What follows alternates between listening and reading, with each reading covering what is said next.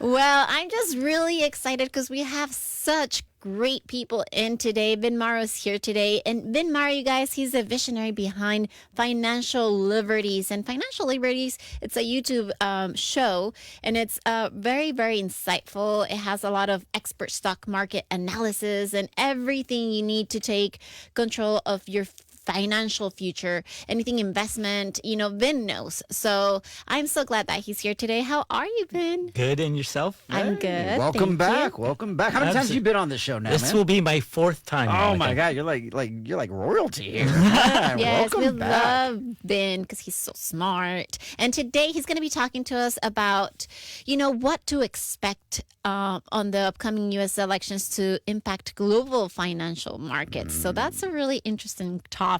And Polarizing topic too. Yes. That ought to be fun. Yeah, and that's kind of why, the markets are going to change significantly over this next 3 or 4 months. Well, we've already seen a bit of a roller coaster ever since the whole Biden Kamala thing has been going. I mean, it just feels like the market's been up, down, down, down, up. But Yeah. I don't want to steal your show here. So continue. No. Well, tell me Yeah. about it. Tell me what we expect. What do you think? How do you think it's going to look like? Well, when Biden was running against Trump, my suspicion was Trump was always going to be good for the markets, drop taxes, business environment. So had Trump won, great, the markets I think would do well and go up continuously. Right. There's always weakness around Biden, but the market wasn't tanking because of Biden. No. Now you have Kamala in there. And I suspect she has a different vision. She really hasn't even come out with any policy agendas or nothing like this. But if you put her versus Trump, I still suspect Trump would have been very friendly for the markets. She's kind of an unknown right now, so it really puts a lot of uncertainty into it. And I mean, I look at her and what she does, she's a bit of a socialist almost in a way. And socialism has never really been good for markets overall. So my thought is there's going to be a lot of volatility for the next 3 or 4 months, that's for sure. And then we'll get some clear direction after whoever's been elected and into it. But as you had mentioned, Brett, we're in a very polarized world right now in the U.S., in particular in the U.S. And in that polarization, half the population is going to get pissed off and the other is not going to get pissed off. Yeah. So if you're voting for Trump, great, the MAGA people are going to be happy he's in, but then you're going to the left and the Kamala not happy. Right. You're going to have, I don't know if it goes towards a civil war, but there's going to be a clash that's going to be there. And and then it would work the other way around. If Kamala won, then the right and the MAGA people aren't going to be happy. Yeah. So my thought is the following, and this kind of relates back to Mexico now. Good. You're going to have this polarized investment world, if we're focusing on investments, just politics in general, but if we're going to have this polarized world, half the population is going to be on one side, the other half's going to be the other. Now, they're going to look at it and say, well, if I live in a left state, I'm moving to a right state now. So you're going to have, I think, people mobility within the U.S. But some people will just say, screw this, I'm done with the U.S., I want out. And then Mexico is the next option. Does that really happen? Because I do remember back when Trump was first elected, a lot of the actors and entertainers said, well, if he wins, I'm going to move to some other country. Well, if the other country equals like Hollywood and L.A., I mean, they didn't really go very far, did they? Did anybody actually leave the U.S.? I don't remember. I mean, I know you're more finance than People Magazine, but I mean... Yeah, I don't know what the rates would have been for people leaving. But I just wonder, yeah. But I think back then, it's a little bit different environment than when we're at right now. Yeah.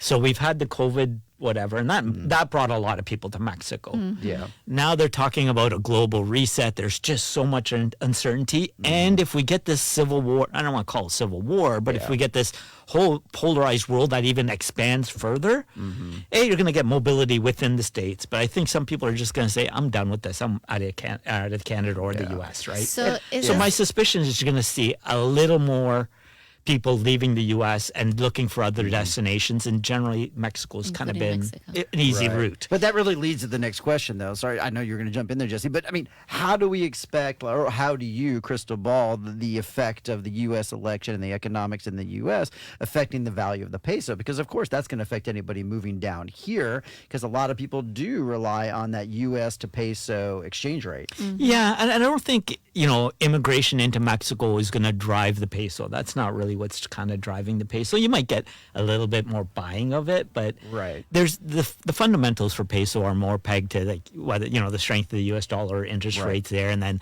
domestic economy and how much foreign direct investment is made in Mexico, as well as how much Mexican nationals that are or Mexicans that are in the States sending money here. That's what's been driving it more so. And now I spoke with the regional director of Acton-Ver a couple of times in the and he was on my webinar recently, and I'm going to be putting it up on the YouTube channel this week. But him and I spoke about it, and they were shocked that the peso had even gone down to 16, low 16s. Yeah.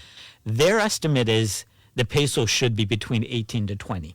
Okay, but the question, so here's the question. So now let's fast forward to December. An election has happened. Do you see two different scenarios for the peso depending on the Republicans versus the Democrats being in office and the effect on the U.S. economy? I mean, how can you envision kind of like how that would affect the peso depending on which side gets elected? Well, I think, again, it's not the peso fundamentals for the peso. I think it's more the U.S. dollar point at that point. Right. So if Trump wins, I think he's talking about dropping interest rates significantly, growing the economy. That actually may strengthen the U.S. dollar. Okay. Whereas Kamala and the Democrats, if they win, I just don't know because they're very they're very business unfriendly from what I gather. And it's kind of like what happened in Mexico, right? Like when the president, the first president girl won, like Sheinbaum. yeah. Okay.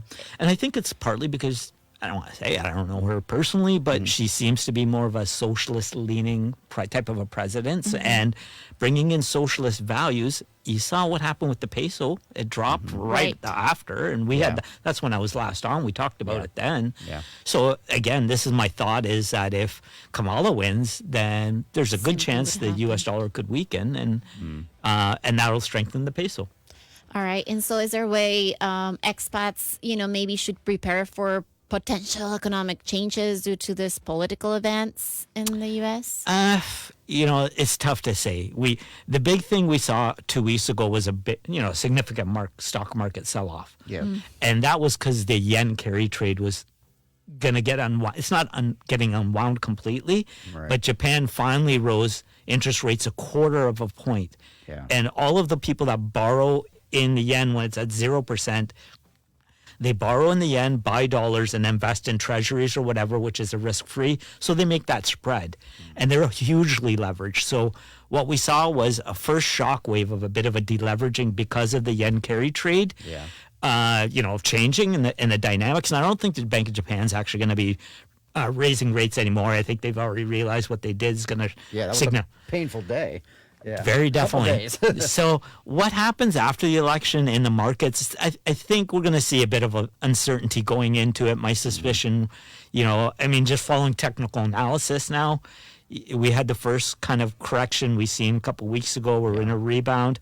I suspect we could see another strong correction starting in September, October, until the elections are done, and then the markets figure out a direction from there. I'm just gonna hunker down and roll on through it, I guess. I mean, I don't operate well on like, oh my God, yank it all out, put it all back in. I just kind of figure I'm along for the ride, and the long term is generally is good. I guess we all just see what happens. I mean, it's interesting times are coming, Yeah, and this would be more for people. If people are long-term investors, they just averaging in and staying in the markets. Yeah, great, do it. Down, right. But if you're kind of like to follow technical analysis, do trades and swing trade or whatever type of trading you do, we're going to get a lot of volatility. That VIX index spiked so high during that time. So I suspect we'll get a lot of volatility in the markets for the next few months, which means huge swings, or not huge, but 3-4% swings up and down. Okay. Normal. Great for traders. Any quick predictions on the interest rate? So if you have a high interest account here in Mexico, a few of us know you can take advantage of that. You mentioned one of the banks that offers that. Yeah. Right now we're getting like 10 to 11% on our money, which is amazing.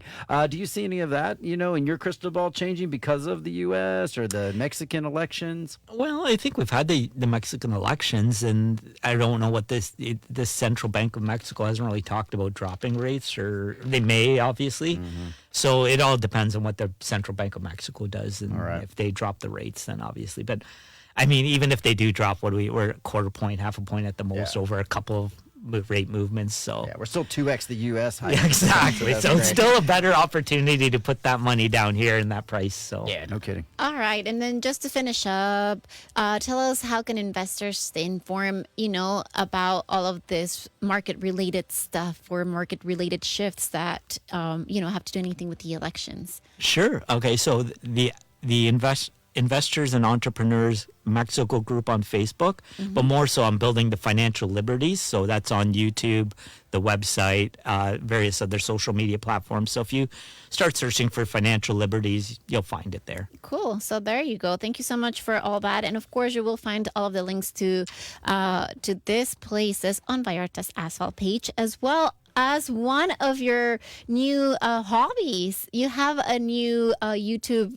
playlist, right? It's a fun one about puppies. Yeah. So What? Vin's got a puppy channel? What's going on? Wait, I don't know about this. So here's why YouTube has now become the second largest search engine in the world. Okay. Very unserved. I don't even want to be on Facebook because YouTube monetizes. Yeah. But my friend had a litter of Rottweiler puppies, purebreds, right? And I kept telling him, put it on YouTube, get him fit. He wouldn't do it. So I said, all right, send it to me. And then I just, I said, all right, I'm just going to goof around and start this channel. And, YouTube has, the puppies on YouTube, they go viral. Yeah. So I called the channel Puppies Gone Viral. And the idea would be is just have friends, people I know, or other people submit their puppy videos and whatever.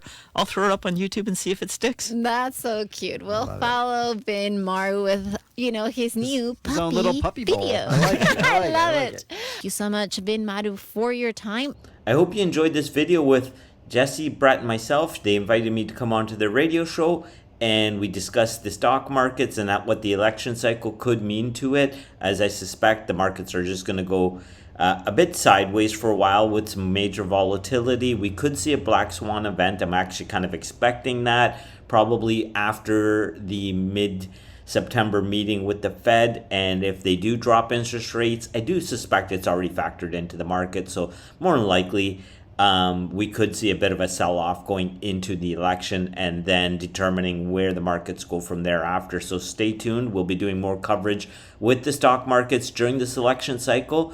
And if you do want to learn more about Actinver and opening up a bank account with them and earning 10 to 11%, watch this video in the link below. Anyone visiting Mexico can actually open up a bank account with Actinver, and it's very easy. You don't have to be a resident. And if you do want to find out more information, contact us at Financial Liberties, and we will help you get set up with the details that you do need to know for opening up the bank account. And we hope you enjoyed this video. Take care, and we'll see you soon.